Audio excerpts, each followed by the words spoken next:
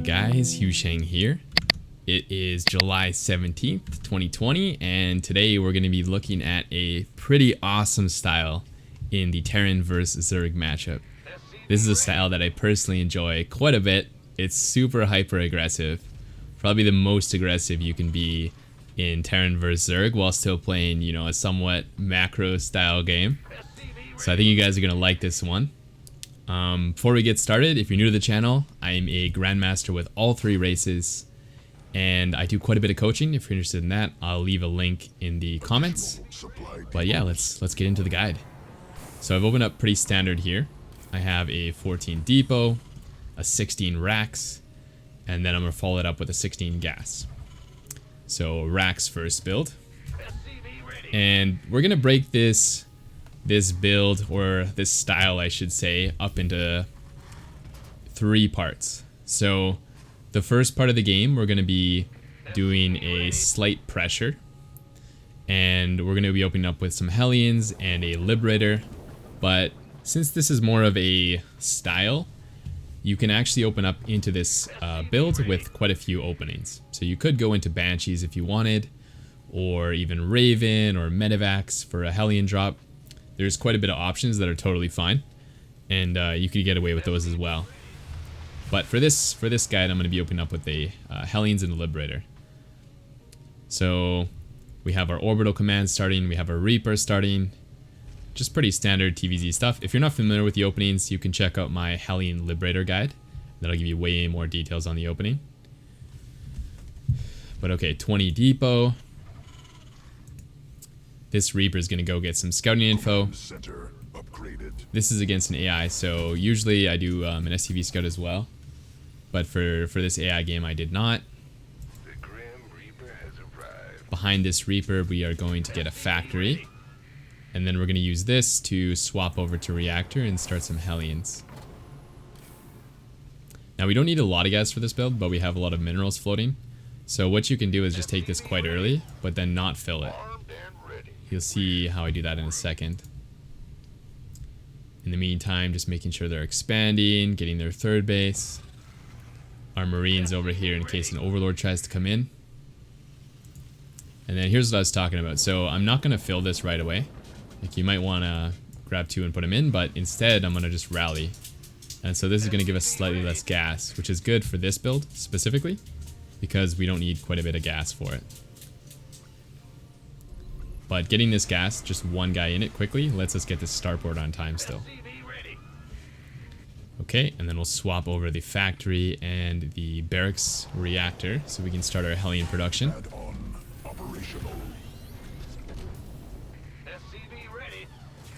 And then we're going to build up to 6 Hellions here and do a 6 Hellion plus Liberator attack. You can also do 8 Hellion if you want. 6 or 8 is, they're both fine. Depot here after the first 2 Hellion. Start up a Liberator when your starport finishes up, and queue up 2 more Hellions. And then at my wall here, just watch how I set this up. I'm putting 1 depot on each side, and then this way when I place my CC in a second, we're going to create a full wall with no holes. And whenever you're doing this, you just have to make sure that there's 2 squares overlapping. So the length of a depot, you have to make sure there's that much space overlapping the command center. Otherwise, there'll be a hole. Okay, so we have our last 2 Hellions on the way. We have our Liberator on the way. And we're going to sync these up so we have a 2-pronged attack going on. But for this type of build, we're going to be very careful with the Hellions. We don't want to lose these Hellions. And you also don't want to spend too much time focusing on these units if you can't do the build perfectly. Like, it's more important to have this transition going super well than it is to focus on these Hellions or focus on the Liberator. So, you know, if you're a player, you'll have to judge for yourself. But if you're a player that, you know, your money starts to get high very quickly, then you want to just maybe shift this Liberator to Siege, keep the Hellions at home, and then just worry about the transition rather than the attack. So for the transition, we want to grab another reactor with a starport. We're not going to use the starport for a little bit. And so what we're going to do with it instead is set up some reactors for our next 2 barracks. This is going to give us much faster marine production, which is going to be really important because we're going to be attacking super quick. So reactor with a starport, you're going to get a tech lab with the factory for tanks, and you're going to start stim on the barracks. Make sure you start this up really quick as well because we're going to need to get combat shield afterwards, and that takes quite a while. And then next step is to grab 2 barracks, and you're going to place one of them on the reactor that the starport or the factory moved from rather, and you're going to place one beside the starport because we're going to swap this over here. And then after that, you're going to grab 2 more engineering bays. I'm also getting a depot. And these 2A bays should be down at about 450 to 5 in order to line up for our attack. They're pretty fast, so make sure you're not queuing up too many marines before you get this, or building maybe too many depots or something. Make sure that you get these at a pretty quick time. And when your starport finishes the reactor, you can transfer it to another reactor. Again, we don't really need medevacs quickly, but we do want marines quickly. Okay, 2 more gases. The trigger for these gases is that the mineral saturation has reached 16. So once you get to 16 out of 16, you can grab these gases. That way you're not getting them too early, and we're mostly focusing on the minerals.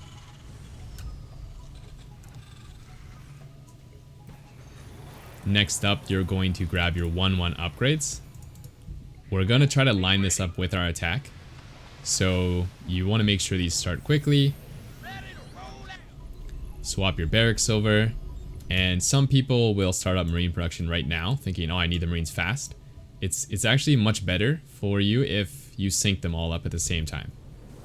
So you'll see here when it lands, I'm grabbing, all 5 basically at the same time. And this way, they're all going to finish and I can queue up 5 more instead of, 2 here randomly, and then, 1 in like 10 seconds from now. Because if you do it that way, you're going to run out of an automatic macro cycle. And so you're going to forget stuff like your depots. You're going to forget some marines. You're going to have some holes here.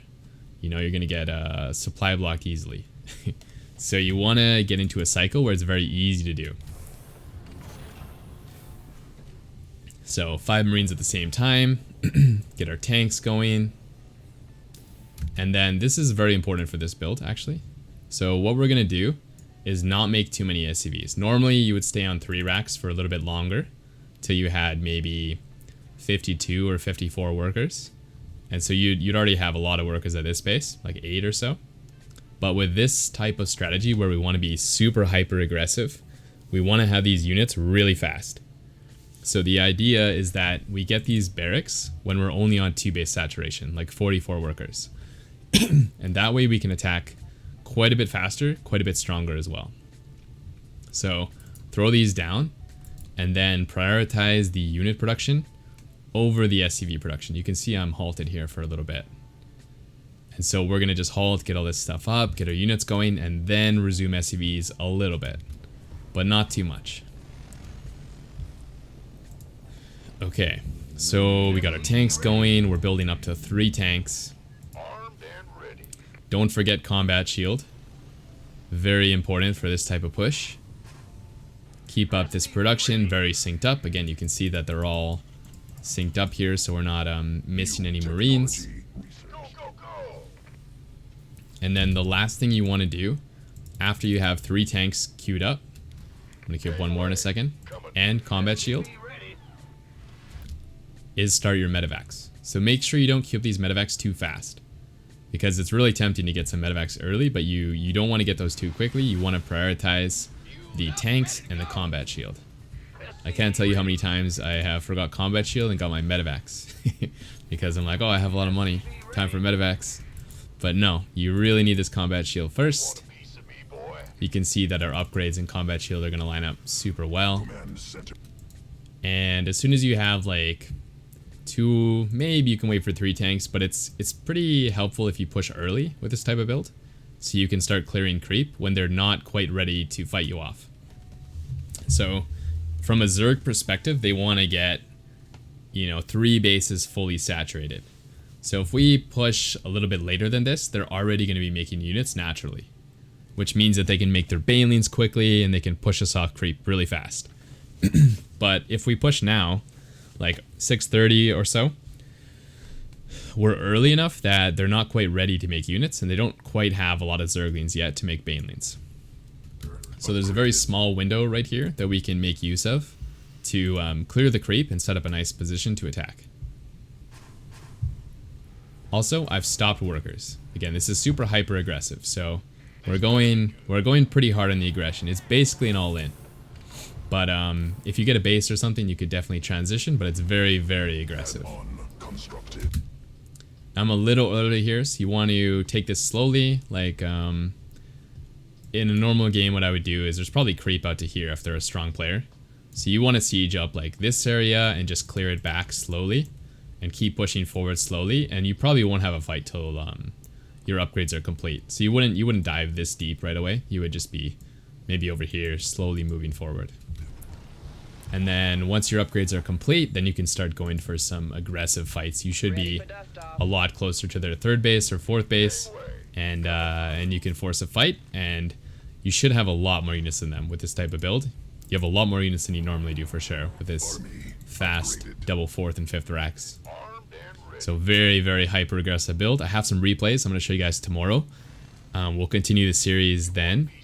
So hopefully you enjoyed this guide. If you did, leave a like, comment, subscribe, and I will see you in the next one.